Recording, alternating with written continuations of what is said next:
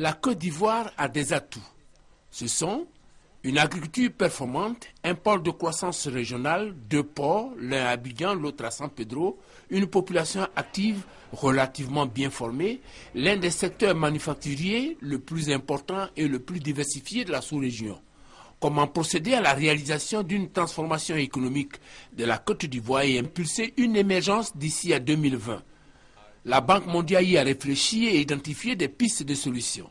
Comment le gouvernement peut-il procéder à la sélection des secteurs qui répondent aux avantages comparatifs de l'économie? Et la deuxième question, comment le gouvernement peut-il identifier les contraintes majeures pesant sur la croissance dans ces secteurs en vue de les réduire? Volker Trüscher, économiste principal et chef de secteur, il a confronté ses résultats à l'analyse des universitaires, des économistes, de hauts fonctionnaires et ministres du gouvernement ivoirien. Réaction du ministre d'État, ministre de la Solidarité et de la Formation professionnelle, l'étude est pertinente et des décisions stratégiques sont à prendre. La Côte d'Ivoire peut mener une politique de transformation hardie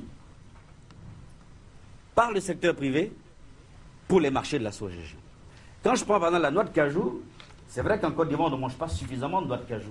Mais quand vous prenez un pays comme le Nigeria, il y a une très grande consommation de noix de cajou au Nigeria. Ils importent même, ils en produisent très peu.